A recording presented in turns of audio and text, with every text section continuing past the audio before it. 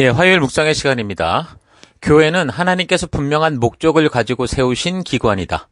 교회는 하나님께서 분명한 목적을 가지고 세우신 기관이다. 이런 제목으로 또 오늘 묵상 시작하겠습니다. 자, 바울이 이제 로마의 가택 연금에서 풀려난 후에 이제 소아시아 지역의 교회들을 이제 먼저 돌아보면서 이제 그 안에서 발견하게 됐던 문제들은 첫 번째는 이제 헬라 철학의 뿌리를 둔 이제 영지주의적 사상들이 자꾸 이제 복음을 혼란하게 했다라는 거고, 그래서 이제 영지주의의 뿌리가 의미하는 그런 것에 대해서 이제 어제 우리가 묵상을 통해 살폈었는데, 오늘은 두 번째 이제 바울이 발견했던 교회 내부를 혼란하게 했던 것으로, 그러니까 교회 안에 존재하는 그 유대 종교 율법주의를 벗어나지 못하는 그런 부분에 대해서 우리가 좀 생각을 해보고자 합니다. 자, 율법주의자들은 율법을 하나님께서 사랑하는 그 언약 백성들의 생명과 평화를 위해 주신 것이다 라는 이 말라기서를 통해 분명히 말씀하는 하나님의 의도를 그 사실을 오해하고 이게 종교적으로 구원을 받을 수 있는 어떤 조건으로 만들어서 사람들을 자꾸 종교의 굴레에 얽매이게 하려는 그런 것들을 말하죠. 그래서 하나님의 진심을 믿는 사람들에게 사실 율법은요, 이 절대 굴레가 아닙니다. 오히려 행복한 안전띠죠. 그 1장 8절에도 뭐라고 말합니까? 우리가 알기로 율법은 사람이 그것을 적법하게 사용하면 선한 것입니다. 예, 율법은 선한 겁니다. 하나님이 말라기서를 통해 분명히 말했던 것은 우리의 생명과 평화를 해주신 것이다 말하거든요. 여러분, 사랑하는 이 부부, 그러니까 결혼을 막 하는 그 부부가 항상 결혼식에서 하는 건 결혼 서약이죠. 이게 굉장히 중요한 겁니다. 하나님과 부모님과 모든 이 하객들 앞에서 서약을 하죠.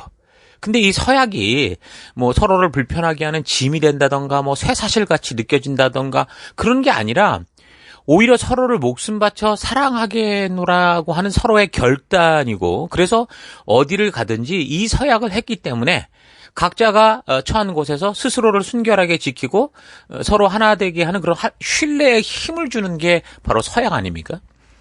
그러니까 하나님의 진심을 믿지 못하는 사람들에게 이 율법은 끊임없이 이제 저들의 죄악된 길을 드러내잖아요. 율법의 기능이 자꾸 죄를 알게 하는 거다. 그렇게 지금 사도 바울은 이 어떤 율법의 기능을 얘기를 했었었는데, 그러니까 자꾸 저들의 본능대로 살고자 하는 그 욕심의 뿌리를 둔 그 사람들의 은밀한 욕망을 자꾸 드러내는 그게 이 율법이기 때문에, 그러니까 불순종하고자 하는 사람들에게는 너무 불편하고 막 억지로 막 자기를 규제하는 제약처럼 율법이 느껴지게 되는 거죠.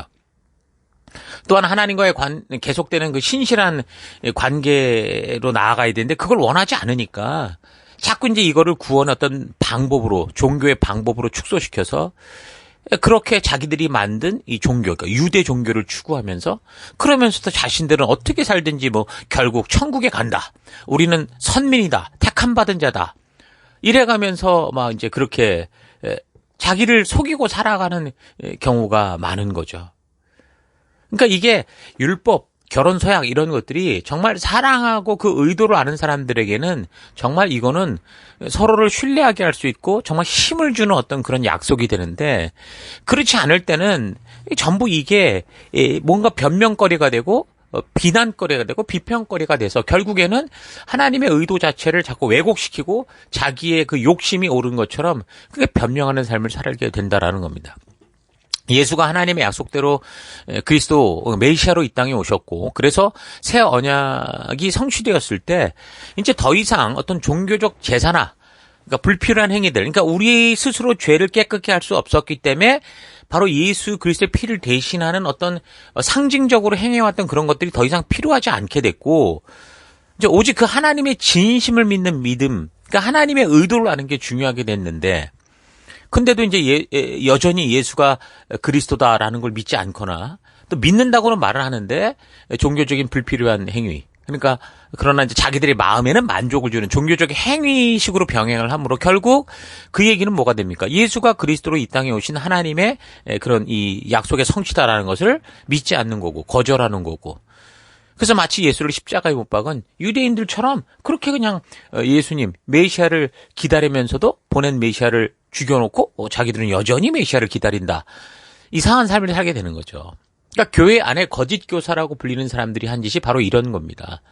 율법에 적힌 것을 설교하고 가르치지만 그 율법과 규례를 통해서 하나님이 의도하여 보여주시고자 했던 그 뜻, 그러니까 메시아 예수 그리스도에 대한 의미는 전혀 모르고 그 진정한 하나님의 의도가 빠진 그 상징적인 것만을 추구하는 그 외식적인 썩은 종교를 추구하는 그런 꼴이 되는 거죠.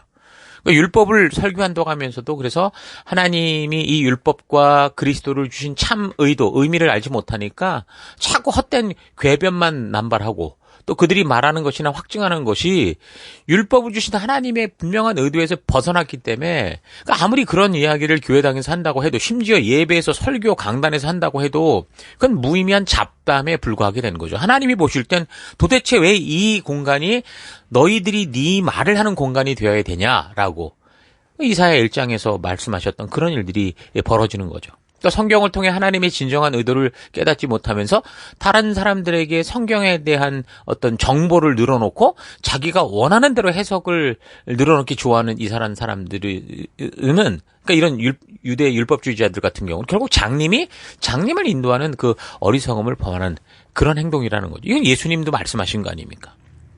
욕심에 찬 거짓 교사들이 율법을 그의 백성들에게 주신 하나님의 진심을 모르고 자기 생각대로 하나님의 말씀을 종교적 굴레로 만들어서 그것을 지켜야 구원을 얻을 수 있다라고 하니까 그래서 이제 바울은 디모데에게 이제 편지를 쓸 때 이런 거짓 교사들이 지금 이렇게 하는 말이 이 영으로 하나님의 뜻을 온전히 보지 못하니까 자기가 무슨 말을 하고 있는지 무슨 주장을 하고 있는지조차 알지 못하면서 그냥 자기 확신에 가득 차서 세상의 철학들과 종교를 빗대서 떠들고 있다. 그런 얘기를 해주는 거죠. 1장 6절. 그런데 몇몇 사람은 이러한 목적에서 벗어나서 그러니까 하나님의 의도에서 벗어났다 그 말이죠. 쓸데없는 토론에 빠졌습니다. 7절. 그들은 율법 교사가 되려고 하지만 실상은 자기들이 뭘 말하고 있는지 무엇을 주장하고 있는지도 알지 못합니다. 분명하게 지금 얘기를 해주고 있는 겁니다. 자, 그런데 의외로 사람들은 이런 종교적 굴레에 얽매이는 걸 좋아하는 경우가 많습니다. 그러니까 사람들은 말로는 그리스도 예수만이 끊어진 하나님과의 관계를 세우는 참된 길이다, 생명 되신다라는 것을 믿는다라고 말을 하는데 실제 삶에서는 뭔가 그렇게 그 믿기 때문에 하나님의 자녀답게 살아가는 하나님의 가치를 따라 살아가는 스스로 주도적으로 살아가는 그런 일을 하기보다는 실제 삶에서 뭔가 인과율, 종교적인 행위를 통한 자기 만족적 신앙을 추구하는 게 쉽다는 거죠. 그러니까 이 세상에 보냄을 받은 각자의 이 땅끝, 이 보냄을 받은 곳에서 말씀의 가치를 따라 아닌 걸 아니라 말하고 하나님의 뜻이 온전하다는 걸 말하는 그런 삶을 살기보다 그냥 오히려 그냥 뭐 열심히 새벽 기도하고 열심히 뭐 밤새 기도하고 열심히 금식하고 열심히 하면서 뭔가 하나님의 뜻대로 사는 것과는 거리가 먼 교회당 안으로만 자꾸 몰려들려고 하는 그런 모습들이 있다라는 겁니다. 삶을 살다 보면 정말 새 사람의 신분으로는 이렇게 살아서는 안 된다는 것을 분명히 알매도 불구하고 자꾸 옛사람의 감정과 욕심대로 행하는 그런 자기 자신을 자꾸 보게 되는 거죠.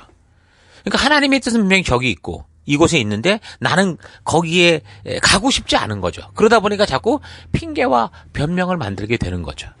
그러니까 하나님은 우리를 전적으로 믿어주는 신뢰를 주셨는데 나는 자꾸 하나님과의 약속을 어기게 되죠. 왜? 내 본능대로 살고 싶은, 욕심대로 살고 싶은 마음에. 그러니까 뭔가 이런 불순종의 삶에도 불구하고 이렇게 되면 분명히 하나님과의 관계가 막 불안한 거죠. 근데 그 불안함에 대해서 안심을 할 수 있는 어떤 그런 대체품이 필요한데 그런 증표로서 이제 율법을 행하는 율법주의, 종교적 굴레를 택하는 겁니다.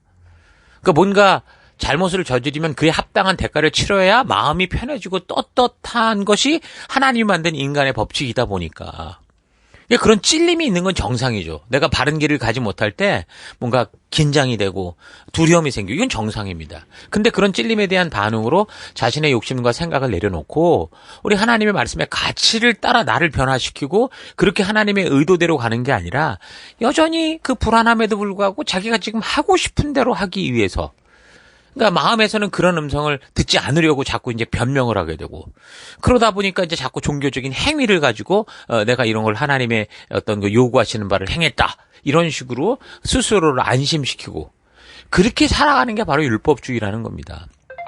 그래서 참으로 그리스도의 영이 살아있는 성도들은 삶에서 자꾸 옛 모습이 불쑥불쑥 이렇게 튀어나오는 자신을 보면 당연히 죄책감을 느끼는 게 정상이죠. 그게 정상입니다. 근데 그 죄책감을 누가 주는 겁니까? 그럴 때. 그런 죄책감은 사탄이 주는 게 아니라 하나님이 주시는 거죠. 왜요? 우리로 하여금 그런 옛사람의 습관에 머물지 않고 이제 너가 새 사람답게 살아야 된다라고, 너는 새 사람이라고 말씀하는, 그래서 그 길로 나오라고 하는 하나님의 인도하심이기 때문에 그렇습니다. 근데 사탄은 근데 사람들이 이런 죄를 지어도, 하나님의 음성을 들어도 그것을 죄로 알지도 못하게 하려고 죄책감이 아니라 그 죄책감을 자꾸 핑계와 변명을 보태가지고서 뻔뻔함으로 만드는 거죠. 남을 미워하면 살인이라는 것을 알면서도 그런 살인을 저지르고 태연하게 일상의 삶을 살게 합니다. 남의 돈을 빼앗고 남의 인생을 파괴하면서도 그 당하는 사람에게 문제가 있다라고 생각을 하면서 심지어 자신이 피해자라고까지 생각을 하게 만들죠. 부부가 싸우고도 자기가 옳다고 하면서 계속 상대방을, 남편은 아내를, 아내는 남편을 비방하고 비난하고 모든 책임은 너에게 있다, 이런 식으로 자꾸 이제 그런 자기 변명에 아주 그냥 마음이 굳어지게 하는 겁니다. 그러니까 이런 자기 변명, 핑계, 남을 탓하는 것은 하나님이 주는 죄책감을 자꾸 외면하려고, 그리고 그것을 무디게 하려고 사탄이 주는 뻔뻔함을 받아들이고 있기 때문에 나타나는 현상들인 거죠. 여러분, 죄책감은 하나님이 말씀, 율법이라는 이 기준을 통해서 우리가 자신의 욕심을 따라 잘못된 길을 가고 있다고 우리 양심에게 알려주시는 하나님의 알람입니다. 알람. 그래서 하나님은 자기의 아들의 피로 산 이 사랑하는 백성들이 그 생명의 길에서 떠나지 않고 온전한 길을 갈 수 있도록 하시죠. 비록 실수로든 또는 고의로든 죄의 함정에 빠질 때 하나님께서는 예수 그리스도의 생명으로 사신 자신의 이 아들과 딸인 우리를 결단코 거부하지 않으시고 그 죄악된 길에서 돌아 나오라 외치시는 겁니다. 그 죄를 가지고 와라가 아닙니다. 그 죄를 가지고 와라가 아니라 그 죄를 내려놓고 오라는 거죠. 근데 사탄은 하나님의 도구인 이 죄책감을 바르게 듣지 못하게 하려고 자꾸 정죄감으로 변질시키게 해서 마치 우리가 하나님으로부터 심지어 완전히 버림을 받은 것처럼 그렇게 속이는 겁니다. 이 세상을 살아가면서 죄책감이 없는 사람이 어디 있겠습니까? 목사를 비롯해서 사람이라면 누구나 다 죄를 짓게 되고 그로 인해 죄책감을 느끼게 되는 겁니다. 그래서 우리는 그런 하나님의 음성을 들을 때 즉각적으로 회개하고 다시 하나님께로 돌아서서 말씀대로 살아가고자 하는 일을 반복하면서, 그러니까 바르게 섰는데 또 무너질 수 있어요. 그럼 또 바르게 서고 또 무너지고 또 바르게 서고 이런 것들이 반복되면서 결국은 하나님의 사람, 하나님의 자녀답게 되어가고 있는 겁니다. 뭐 그렇게 본다면 일단 급작스러운 어떤 변화는 없다고 하더라도 당연히 작년보다는 올해가 좀 나아야 될 거고 어제보다는 오늘이 좀 더 나아지는 것이 건강한 성도로서 성장하는 모습이겠죠. 그래서 이런 성장과 성숙은 참으로 건강한 성도라는 사실, 죄책감이 있다라는 것은 아직도 우리의 양심이 살아있다라는 것을 보여주는 중요한 증거가 됩니다. 그러니까 어떤 한순간 어떤 사건으로 우리가 터닝하는 거죠. 터닝. 그 자리에서 죄악된 자리에서 나온 게 아니라 죄악된 자리에서 자신을 발견하고 이 방향이 틀렸구나라고 딱 터닝하는 거. 그러니까 어떻게 보면 변신이라고 그럴까요? 그런 것만이 아니라 터닝만 하는 게 아니라 그 변화의 시간으로부터 바로 그 자리로부터 다시 온전한 의의 길로 나와서 의의 길로 나올 뿐이 아니라 하나님과 화목된 자리로 나아가서 하나님이 우리를 부르신 그 사명의 길, 빛된 삶, 증인된 삶, 전도인의 삶, 생명을 낳는 생명을 세우는 삶, 그런 그 길로 정말 성숙의 길로 나아가는 거, 이게 진정한 성도의 모습인 거죠. 자, 그런 면에서 볼 때 우리의 신앙의 삶에서 실패와 실수, 좌절이라는 거는 큰 문제가 되지는 않습니다. 실패가 문제가 아니에요. 그러니까 성도들의 실수와 실패와 좌절은 오히려 성도들로 하여금 자신의 연약함을 깨닫게 하고 인정하게 하고 그래서 더욱 겸손하게 만들죠. 그래서 바르게 주 안에서 성숙하고 말씀의 길을 따라가게 하는 그런 좋은 기회가 됩니다. 그래서 믿음의 삶에서 가장 중요한 것은 자신의 연약함을 인정하는 것이고 그래서 하나님의 자녀답게 사는 것, 말씀대로 가고자 하는 이 믿음을 포기하지 않는 겁니다. 또한 하나님의 말씀대로 살아가는 것을 타협하지 않고 말씀 그대로 살고자 하는 그 믿음의 의지, 이 주도성이 중요한 거죠.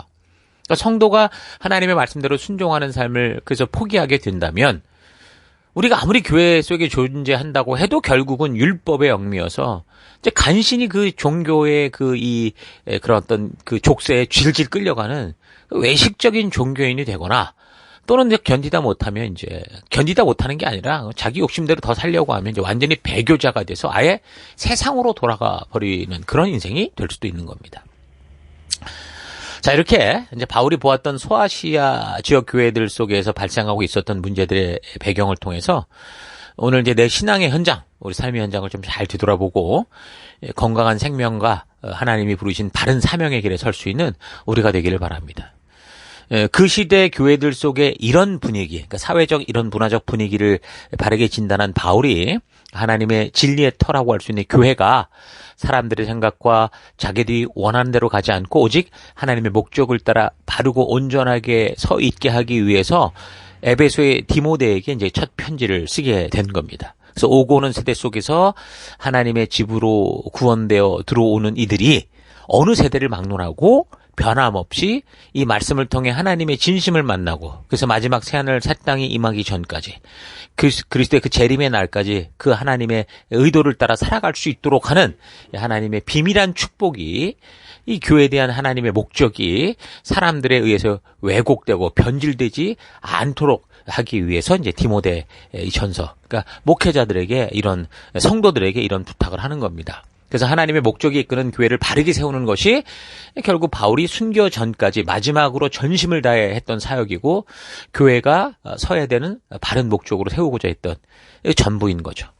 자, 그래서 우리도 하나님께서 꿈꾸시고 계획하신 이 교회, 하나님이 분명한 목적을 가지고 세우신 이 교회가 하나님의 뜻대로가 아니라 내 생각, 인간의 생각대로 변질되지 않도록 그렇게 깨어있는 우리가 될 수 있기를 바랍니다.